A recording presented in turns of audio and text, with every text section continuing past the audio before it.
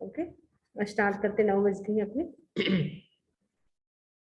ओम ह्रीं नमो अर्हन्ताणं, ओम ह्रीं नमो सिद्धाणं, ओम ह्रीं नमो आयर्याणं, ओम ह्रीं नमो उवज्झायाणं, ओम ह्रीं नमो लोये सब्बशाहूणं, येसो पंचनमुक्तारो सब पावपणासनो, मंगलाणं च सभ्येसिं परमं हवै मंगलम्, परमं हवै मंगलम्। आराध्य देव के चरणों में वंदन। आदरणीय समणी जी, उपस्थित भाई तथा बहनों, रसवैकालिक सूत्र का हमारा वाचन चल रहा है। इसके अंतर्गत हमने 8 चैप्टर की चर्चा कंप्लीट की। 9वें चैप्टर की हमारी चर्चा चल रही है। 9वें चैप्टर के अंतर्गत भी हमने 2 उद्देश्य कंप्लीट कर दिए।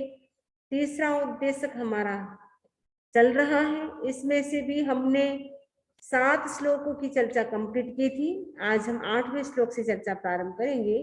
तो सबसे पहले हम श्लोक का उच्चारण करेंगे। समावयन्ता वैराभिगाया कन्नंगयादुं मणियं जनन्ति, धम्मोति किच्चा परमग्गसूरे जिन्दिये जो सहये सपूज्यो। इसमें बता रहे पूज्य कौन होता है। इस उद्देश्य में सब पूज्य की डेफिनेशन बताई गई है कि पूज्य कौन होता है।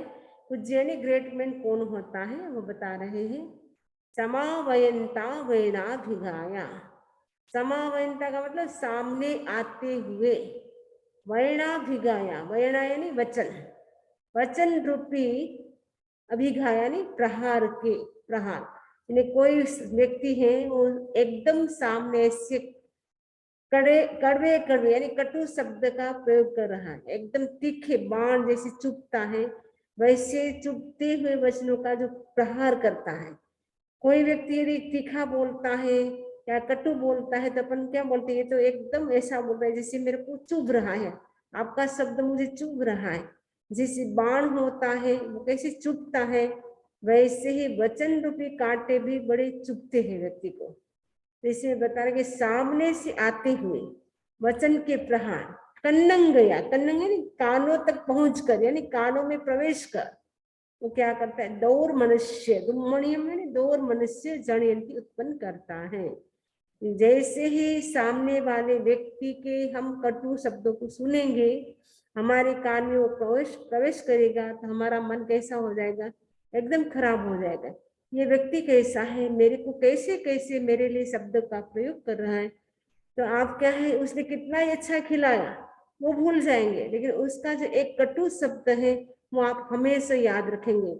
इसलिए कहते हैं आपके वचन तो मुझे तीर जैसे चुभ गए, इसको मैं जिंदगी में कभी नहीं भुला सकती। इसलिए कहते हैं कि गोली का घाव भर सकता है लेकिन बोली का घाव कभी भी नहीं भर सकता है।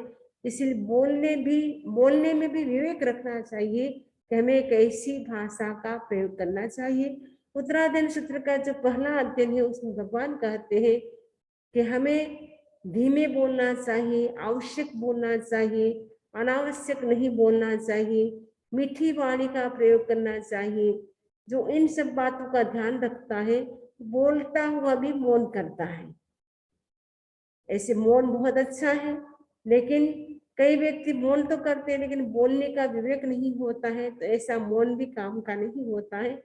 तो हम मौन करें लेकिन विवेक के साथ करें, और बोले तो भी विवेक के साथ हम बोले, तो इससे हमें क्या है, कर्मों के बंधनों से हम बच जाते हैं। तो बोलने का भी बड़ा विवेक बताया है भगवान ने कि भाषा हमें कैसी प्रयोग करनी चाहिए, कि भाषा से व्यक्ति पराये को भी अपना बना सकता है और भाषा से व्यक्ति अपने को भी पराया बना सकता है। तो हम जो भी बोले, बोलने से पहले तोले और फिर हम शब्दों का प्रयोग करें कि हम जो बोल रहे हैं वो सामने वाले व्यक्ति के लिए हितकर होगा, उपयोगी होगा या नहीं होगा, वो सारा चिंतन मनन करके हमें शब्दों का प्रयोग करना चाहिए। और इसमें बताया है धम्मोतिकिच्चा परमग्ध शूरे, जो शूर व्यक्तियों में अग्रणी है, अग्रणी यानी मेन व्यक्ति है। और शूर भी ठाणंग सूत्र इसमें 4 प्रकार बताए हैं। युद्ध शूर, एक युद्ध करने में शूर होता है, और एक तप में शूर होता है जिसको बोलते तप शूर, यानी तपस्या करने में शूर यानी अग्रणी होता है। और युद्ध शूर, तप शूर, दान शूर, दान करने में शूर होता है। तो 4 प्रकार के शूर होते हैं। तो पहला हो गया युद्ध शूर हो गया, दूसरा हो गया तपस्या शूर, तीसरा हो गया दान शूर, और चौथा हो गया धर्म शूर, यानी धर्म करने में भी आगे आगे रहता है, तपस्या करने में भी आगे आगे रहता है, वो तपस्या शूर हो गया। धर्म करने में आगे रहता है, वो धर्म शूर हो गया। युद्ध करने में आगे रहता है, वो युद्ध शूर हो गया। और दान करने में जो अग्रणी होता है, आगे आगे रहता है, वो दान शूर हो गया। ये 4 प्रकार के शूर होते हैं। तो आप चिंतन करें, आप चारों में से कौन से प्रकार के शूर में आते हैं। जितेंद्रिय जो सही सपुजो, जो जितेंद्रिय है, जितेंद्रिय का मतलब होता है 5 इंद्रिय और मन, इनको जो जीत लेता है, उन पर जो कंट्रोल कर लेता है, उसी जितेंद्रिय कहा जाता है। जो जितेंद्रिय है, जो सही, जो सहन करता है, सपूज्यो, वह पूज्य होता है। तो पूज्य कौन होता है, ग्रेट मैन कौन होता है, इसके सारे डेफिनेशन इस श्लोक में बताई गई है। सामने से आते वचन के प्रहार कानों तक पहुंच कर, यानी कानों में प्रवेश कर दौर मनुष्य उत्पन्न करते हैं। दौर मनुष्य यानी मन खराब हो जाता है, क्योंकि ऐसे वचन को सुन लिया। जो सूर व्यक्तियों में अग्रणी जितेंद्रिय है, जितेंद्र पुरुष, यह मेरा धर्म है, धम्मोति किच्चा, ये मेरा धर्म है। किच्चा ऐसा जानकर जो सही, जो उन्हें सहन करता है, वह पूज्य है। अवन्नवायं च परम मुहुस पचक्खो परिणीयं च भासम ओहारिणीं अप्रियकारिणीं च मासम न भासिज्ज सयास पूज्यो। इसमें भी आगे बताए पूज्य कौन होता है। अवन्नवायम, जो पीछे से अवर्णवाद नहीं बोलता।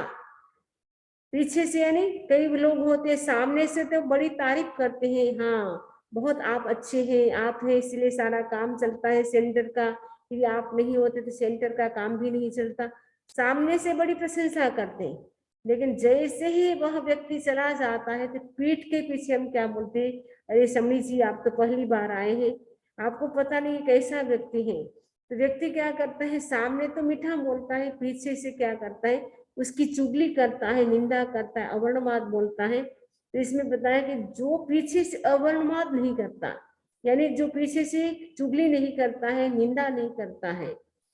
और दूसरी बात बताई परम मुहुस, जो सामने विरोधी वचन नहीं कहता। विरोधी वचन का मतलब है सामने वाले व्यक्ति को जो बुरा लगे वैसे वचन को नहीं कहता। तीसरी बात बताई पचक्खो है ना, सामने पड़ी मैंने बुरा वचन नहीं बोलता है। ओहारिण, ओहारिण का मतलब जो निश्चयकारिणी और अप्रियकारिणी, अप्रियकारी भाषा नहीं बोलता है, वह पूज्य होता है। बहुत अच्छा श्लोक है।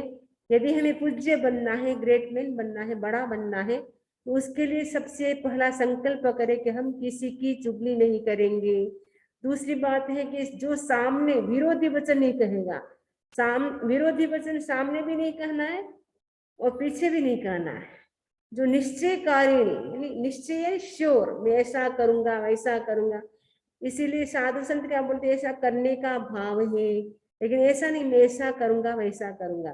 तो निश्चयकारिणी भाषा नहीं बोलता है, अप्रिय नहीं बोलता है। इसलिए मनु में कहा है, जो वेद है उसमें कहा है सत्यम ब्रूयात प्रियम ब्रूयात, सत्य बोलो लेकिन प्रिय बोलो, ऐसा सत्य भी न बोलो जिससे सामने वाले व्यक्ति को हर्ट हो, वैसे सत्य भाषा का भी प्रयोग नहीं करना चाहिए। अप्रिय कारण यानी अप्रिय भाषा, यानी सामने वाले व्यक्ति को बुरा लगे वैसी भाषा का भी प्रयोग नहीं करना चाहिए।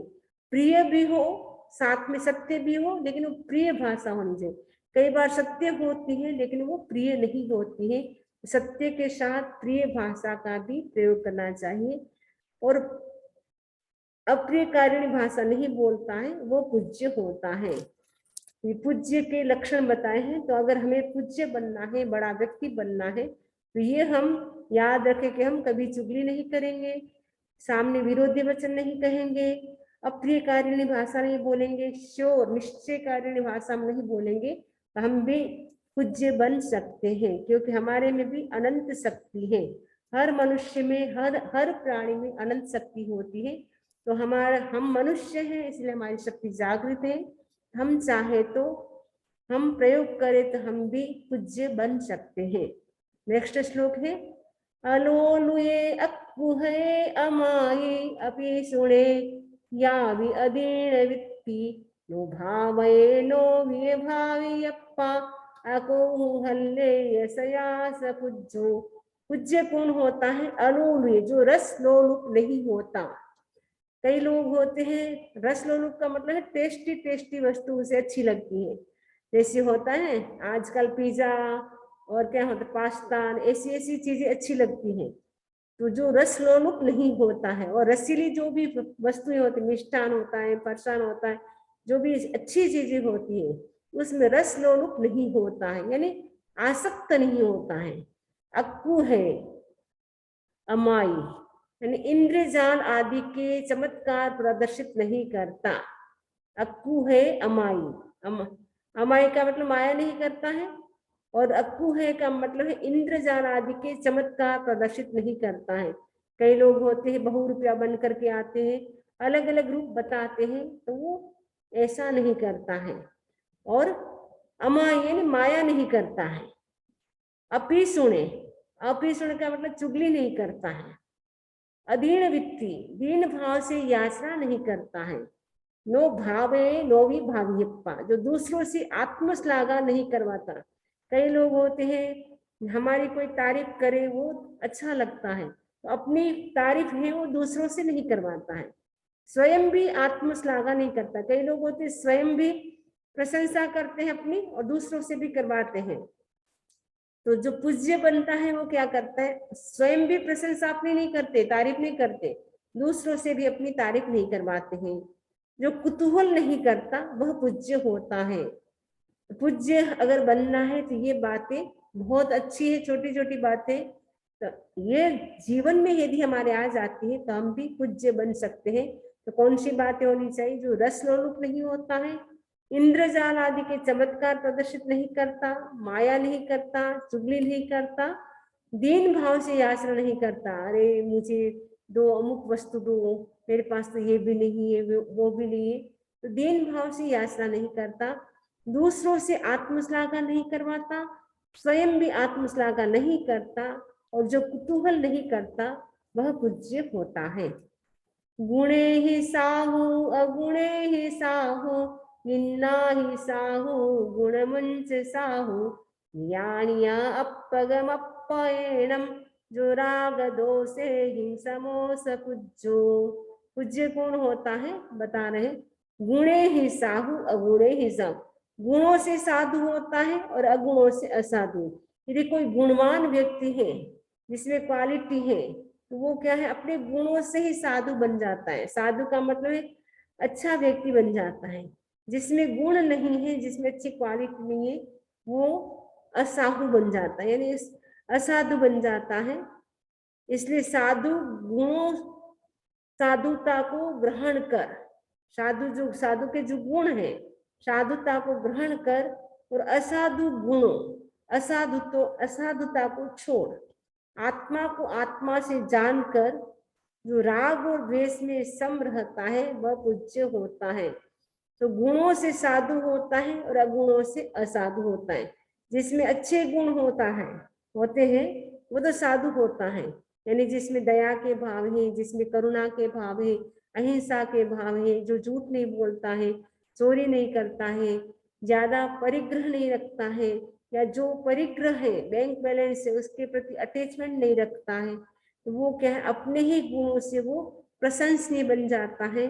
और जिसमें एक क्वालिटी नहीं होती, जो क्रूर होता है, जो बार बार बात बात में झूठ बोलता है, जो चोरी करता है, जो जिसकी कोई लिमिट नहीं है परिग्रह की, वो क्या है, अपने इन गुणों के कारण वो साधु नहीं कहलाता है।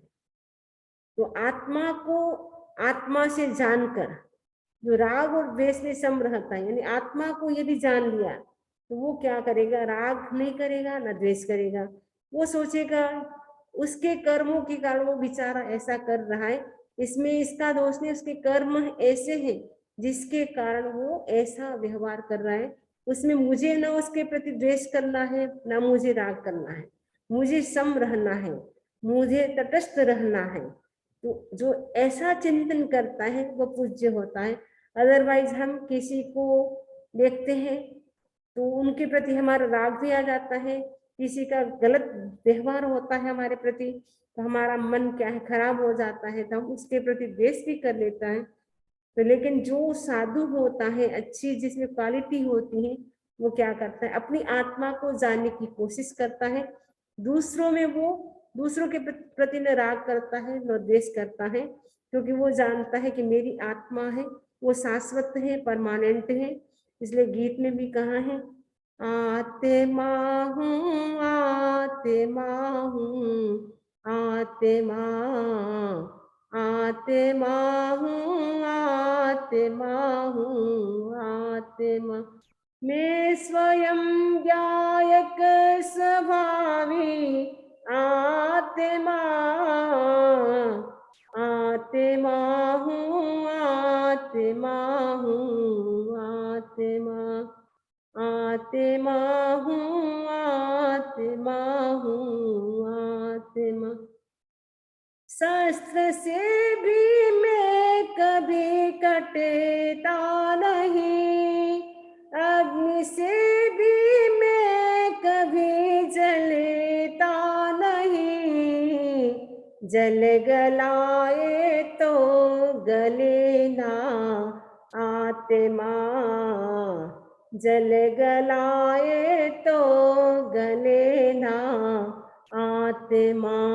मैं स्वयं गायक स्वभावी आत्मा आत्मा हूँ आत्मा हूँ आत्मा आत्मा हूँ आत्मा हूँ आत्मा। आत्मा, मैं आत्मा हूँ और मेरा स्वरूप क्या है, ज्ञायक स्वभाव, यानी परसेप्शन एंड नॉलेज।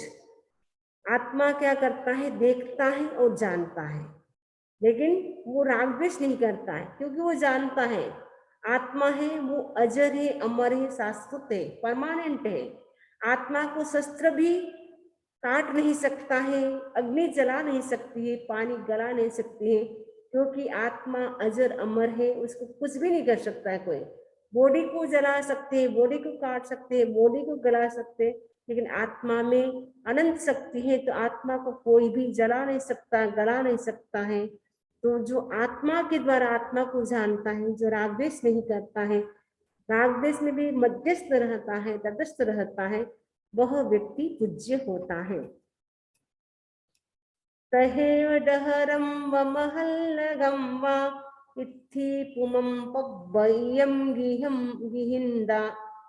वा नो हीले नो व्यखिंसे जा थम्बं च कोहं च चैस पुज्जो। तहेव डहरं व महल्लगं वा, डहरम का मतलब है छोटा बालक, महल्लगम का मतलब वृद्ध, इत्थि का मतलब स्त्री, पुमम माने पुरुष, पव्यम मतलब प्रवर्जित, गिहिंदा माने गृहस्थ, गिहिंबा माने गृहस्थ, नो हीले नो भी खिंसेजा, जो हीले का मतलब है हिलना नहीं करता है, दुष्चरित की याद दिला करके उसको लज्जित नहीं करता है। मतलब अतीत में कई होते हैं, अतीत में मिस्टेक कर दी किसी ने पास्ट में, उसको याद नहीं दिलाता, अरे आपने तो ऐसा ऐसा किया था, मुझे सब याद है, तो उसको लज्जित नहीं करता है। खिंसे, खिंसे का मतलब निंदा नहीं करता उनकी। थम्बम, थम्बम का मतलब ईगो नहीं करता, अहंकार नहीं करता है। कोह मने क्रोध नहीं करता है, उसका त्याग करता है। स पूज्यो, वह पूज्य है। जय का मतलब त्याग करता है। बालक या वृद्ध, स्त्री या पुरुष, प्रवर्जित या गृहस्थ को दुष्चरित की याद दिलाकर जो लज्जित नहीं करता, उनकी निंदा नहीं करता, और जो गर्व और क्रोध का त्याग करता है, मैंने मैं अभिमान नहीं करूंगा और क्रोध नहीं करूंगा, क्योंकि क्रोध मेरा स्वभाव नहीं है। मैं क्रोध नहीं हूं, क्रोध मेरा स्वभाव नहीं। आत्मा का स्वभाव क्या? क्षमा स्वभाव। लेकिन क्रोध तो विकार है, क्रोध आत्मा का स्वभाव नहीं है, वो विकार है। इसलिए वो क्या करता है? क्रोध का त्याग करता है। मैं क्रोध नहीं करूंगा, मैं अभिमान नहीं करूंगा, क्योंकि हमारा स्वभाव क्या है? अभिमान नहीं है। हमारी आत्मा का स्वभाव तो विनय स्वभाव है। अभिमान तो विकार है। तो वो सोचता है कि अभिमान मेरा स्वभाव नहीं है, मैं तो निर्भिमान, विनय भाव है मेरी आत्मा का स्वभाव। तो उसका वो क्या करता है? त्याग करता है। जब इन सब का त्याग करता है तब व्यक्ति क्या बन जाता है? पूज्य बन जाता है, महान बन जाता है। इसलिए किसी ने भी मान लो पास्ट में मिस्टेक कर दी हो, वर्तमान में वो अच्छा जीवन जी रहा है, तो उनको कभी याद नहीं दिलाना चाहिए, अरे आप तो ऐसे ऐसे करते थे, अब क्या बड़ी बात है, थोड़ा धर्म कर रहे हैं तो क्या बड़ी बात है। अब वर्तमान में अगर अच्छा करता है तो उनकी अच्छी बातों को हम एक्सेप्ट करें, न कि उनकी जो मिस्टेक हो गई है उनको याद दिला दिला करके उनको हम गुस्से में लाए। कभी कभी व्यक्ति क्या है, वो बेचारा शांत होता है, लेकिन हम उनको पास्ट की बात याद दिला दिला करके गुस्सा दिलाते हैं, तो उससे हमारे और अधिक कर्म का बंध होता है। भगवान मना करते हैं कि किसी ने भी अतीत में मिस्टेक कर दी है, उनको याद मत दिलाओ कि आप ऐसे करते थे, वैसे करते थे, मुझे पता है आपका सारा कैरेक्टर कैसा है। तो किसी को भी हम अपनी ओर से ऐसा शब्द न बोले जिससे सामने वाले व्यक्ति को कष्ट हो, हर्ट हो। ये माणिया संयम माणयन्ति, जत्तेन कन्नम निवेशयन्ति, ते माणये माणरे तवस्य, जे इंद्रिये सच्चरये सपुज्जो। जे माणिया संयम माणयन्ति, माणिया का मतलब मान, यानी अभ्युत्थान आदि के द्वारा सम्मानित किए जाने पर। अभ्युत्थान का मतलब है कोई बड़ा व्यक्ति आता है, घर घर में होती है आपके माता पिता बड़े, वो बड़े आते हैं या बड़े बहन भाई आते हैं, तो क्या करना चाहिए? खड़े होना चाहिए। जैसे साधु में हमारे नियम होता है, कोई बड़ी समणी जी हैं या बड़े साध्वी जी हैं या गुरुदेव आ रहे, तो हम क्या करते हैं? फटाफट हम खड़े हो जाते हैं। खड़े होने से क्या होता है? उनका विनय होता है, उनका आदर होता है, उनका रेस्पेक्ट होता है। यदि हम वो बड़े आ रहे, हम ध्यान भी नहीं दे रहे, हम अपनी बातों में मस्त हैं, पढ़ने में मस्त हैं, तो उनको लगेगा अरे इनमें विवेक भी नहीं है, हम आए हैं इनको पता भी नहीं चल रहा है कि खड़ा होना चाहिए कि नहीं होना चाहिए। उससे अगर हम कोई आता है बड़ा, यदि हम खड़े होते हैं तो रेस्पेक्ट होता है। तो रेस्पेक्ट एक प्रकार का विनय है, तो बड़ों का हमें सम्मान करना चाहिए। अभ्युत्थान आदि के द्वारा सम्मानित किए जाने पर जो शिष्य को सतत सम्मानित करते हैं, गुरु भी क्या करते हैं? शिष्य को सम्मान देते हैं। तो गुरु में भी कितनी महानता होती है कि अपने शिष्य को वो भी कितना सम्मान देते हैं। कल ही हमने देखा साध्वी प्रमुखा जो नए बने हैं, जैसे ही साध्वी प्रमुखा को चयनित किया, उसके बाद आचार्य जी फरमाते साध्वी प्रमुखा को सम्मान दे करके ऊपर लेके आओ, अच्छे से लेके आओ, उनका हाथ पकड़ो। मतलब कितना गुरु भी शिष्य को कितना सम्मान देते हैं। तो वो गुरु एक शिष्य को इतना सम्मान दे सकते, तो हम क्यों नहीं दे सकते हैं? तो हमें तो और अधिक विनय करना चाहिए। श्रुत ग्रहण के लिए प्रेरित करते हैं। गुरु क्या करते हैं? आप पढ़ो, लिखो, तैयार हो, अपने प्रमाद मत करो, क्योंकि प्रमाद करने वाला कभी भी ज्ञान को प्राप्त नहीं कर सकता है। यदि हमें ज्ञान प्राप्त करना है तो एक एक क्षण का हमें उपयोग करना चाहिए, क्योंकि मनुष्य भोग एक ऐसा भव है, अपॉर्चुनिटी है। इस भव में हम ज्ञान प्राप्त कर सकते हैं, त्याग कर सकते हैं। तो गुरुदेव कहते हैं श्रुत ग्रहण के लिए वो क्या करते हैं? प्रेरित करते हैं कि श्रुत यानी ज्ञान प्राप्त करो, अधिक से अधिक ज्ञान प्राप्त करो, स्वाध्याय करो, क्योंकि स्वाध्याय वो सर्वोत्तम तप है, इससे बड़ा कोई तप नहीं है। तो ज्ञान ग्रहण करने के लिए, श्रुत ग्रहण करने के लिए वो क्या करते हैं? प्रेरित करते हैं। इसमें एग्जाम्पल दिया, जैसे पिता होता है वो अपनी पुत्री को यदि अच्छे स्थान पे उनकी शादी हो जाती है तो पिता क्या निश्चिंत हो जाता है। तो वे इसमें बताया कि पिता उसे अपनी कन्या को यत्न पूर्वक योग्य कुल में स्थापित करता है। हर पिता की चाह होती कि हमारी जो संतान है उसकी अच्छे घर में अच्छे लड़के के साथ अच्छी लड़की के साथ शादी हो, उसके बाद वो निश्चिंत हो जाते हैं। यदि ऐसा ऐसा लड़का मिल जाता है, ऐसी वैसी लड़की मिल जाती है तो माँ बाप को चिंता बनी रहती है। इसमें बताया है कि पिता उसे अपनी कन्या को यत्न पूर्वक योग्य कुल में स्थापित करता है, वैसे ही जो आचार्य अपने शिष्यों को योग्य मार्ग में स्थापित करते हैं, उन माननीय तपस्वी जितेंद्रिय और सत्यरथ आचार्य का जो सम्मान करता है वह पूज्य होता है। तो आचार्य का भी दायित्व क्या होता है, उनके आसपास में जो भी साधु संत होते हैं, समणी जी होते हैं, उनको भी वो क्या करते हैं, एक एक कार्य दे देते हैं कि आपको ज्ञान में विकास करना है, आपको सेवा में विकास करना है, आपको स्वाध्याय में विकास करना है। तो उसमें वो आगे बढ़ते रहते हैं। यदि शिष्य को कोई काम नहीं देते हैं तो शिष्य सोचे कि दिन भर क्या करे। तो किसी को कहते कि आपको ध्यान की गहराई में उतरना है तो अलग अलग काम दे देते हैं। तो जिससे क्या है, शिष्य भी कोई तपस्या में लग जाता है, कोई सेवा में लग जाता है, कोई स्वाध्याय में लग जाता है। तो सारे काम भी संग के बराबर होते हैं और शिष्य को भी लगता है कि हमारा आचार्य कितना ध्यान रखते हैं। अगर हम नहीं करते तो आचार्य बार बार प्रेरित करते, तुम तपस्या कर सकते तपस्या करो, तुम सेवा कर सकते सेवा करो, तुम्हारा जिसमें मन हो, जिसमें तुम्हारी रुचि हो वो काम तुम करो, जिससे मैं निश्चिंत हो जाऊंगा कि मेरे शिष्य हैं वो सब अपने अपने काम में लग गए हैं, अब मुझे कोई चिंता वाली बात नहीं। तो आचार्य भी निश्चिंत हो जाते हैं। अगर शिष्य हैं वो स्वाध्याय में तपस्या में सेवा में लग जाते हैं, आचार्य भी निश्चिंत हो जाते हैं। जैसे पिता होता है, पुत्री की अच्छे घर में शादी हो जाती है तो वो भी निश्चिंत हो जाते हैं, वैसे आचार्य भी निश्चिंत हो जाते हैं। तो जो ऐसे आचार्य की जो सेवा करता है, सम्मान करता है, वो पूज्य होता है। केशिं गुरुणं गुणसागराणं स्वच्चाणमेहाभिसुभासियाय तरेङ्नि पंचरेति गुप्तो चौकसाया वगये सपूज्यो। पूज्य कौन होता है? जो मेधावी मुनि उन गुण सागर गुरुओं के सुभाषित सुनकर उनका आचरण करता है। मतलब आचार्य ने कहा कि आपको ज्ञान में विकास करना है, आपको तपस्या में, गुरु के सुभाषित सुनकर यानी गुरु के वचनों को सुनकर वो क्या उनका आचरण करता है यानी अप्लाई करता है। 5 महाव्रत में जो रत रहता है, 5 महाव्रत यानी अहिंसा, सत्य, अचौर्य, ब्रह्मचर्य और परिग्रह, उसमें लीन रहता है। रत यानी लीन रहता है। मन वाणी और शरीर से गुप्त रहता है तथा क्रोध मान माया लोभ को दूर करता है। सपूज्यो वह पूज्य होता है। लास्ट श्लोक कर लेते हैं। गुरु मिह संयम पड़िय मुनि जिनमय न्यूने अभिगम कुशले धुण्य रयमनम पुरे कणम मासूर मौलम गयम गयतिवेमि।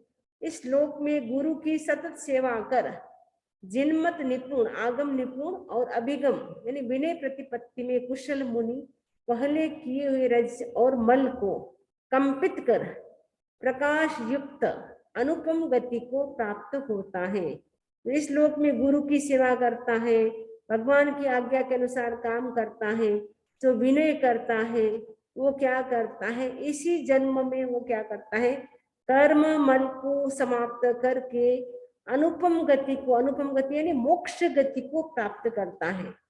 जहां ब्रांडेड सुख है, व्यक्ति ब्रांडेड सुख के लिए भागता रहता है, लेकिन ब्रांडेड सुख यहाँ पे इस संसार में रहते हुए ब्रांडेड सुख नहीं मिलेगा। यदि आपको शाश्वत सुख चाहिए, परमानेंट सुख चाहिए, ब्रांडेड सुख चाहिए, तो वो सुख कहाँ मिलेगा? मोक्ष में। तो मोक्ष किसको मिलता है? जो भगवान की आज्ञा क्या है उन आज्ञा के अनुसार चलता है, गुरु की निरंतर सेवा करता है और विनय करता है, वह व्यक्ति क्या करता है, अपने जो कर्म रूपी रज है, कार्मिक दृष्ट है, उसको क्लीन कर देता है और अनुपम गति यानी मोक्ष गति को प्राप्त करता है।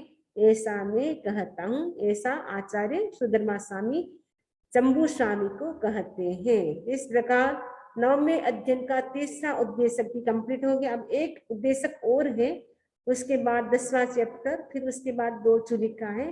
तो ये बहुत जल्दी ही 10वें कालिक आगम है वो कंप्लीट हो जाने वाला है। तो इसी आशा के साथ ओम अरहम, ओम अरहम। इससे संबंधित किसी को कोई प्रश्न हो तो पूछ सकते हैं। मुंदामी नमस्वामी, अरहम, में आपने बताया अप्रिय करणी अप्रिय करणी नहीं बोलना, वो समझ में आ गया। निश्चय करणी नहीं बोलना करके बोले, उसमें क्या प्रॉब्लम क्या होता है? निश्चय करनी मतलब अगर बोलने के बाद हुआ नहीं तो वो झूठ में साबित हो जाएगा क्या? वो दोष इसलिए लगता है। मैं बोलूंगी दोष लगता मैं क्लास लूंगी, आपको मैं बोलूंगी क्लास, मैं आपको क्लास दूंगी, है। अच्छा, फिर हाँ हाँ, सपोज किसी कारण से मैं आपको दे नहीं सकी तो मुझे दोष लगा ना। अच्छा दोष लग जाएगा तो मतलब निश्चय कारण का कारण। श्योर नहीं बोलना कि श्योर मैं ऐसा करूंगा, मैं ऐसा करने का भाव है, करने का विचार है, ऐसा बोल सकते हैं। ये इसे बोलना चाहिए। श्रावक भी अपने घर वाले से अच्छा आज बाहर जाना है तो हाँ बाहर लेके जाऊंगा करके ऐसे नहीं बोलना। हाँ, ठीक है, ट्राई करता हूँ करके। ट्राई करता हूँ। आप अपनी भाषा में बोल सकते हैं, ट्राई करता हूँ ऐसे बोल सकते हैं। आज ट्राई करने का भाव है, मैं मतलब आपको भाव रखता हूँ या ट्राई करता हूँ कि आज मैं आपको ले जाऊंगा। आप साधु संत तो यही बोलेंगे करने का भाव है, जानने का भाव है, ऐसा ठीक। बोलेंगे।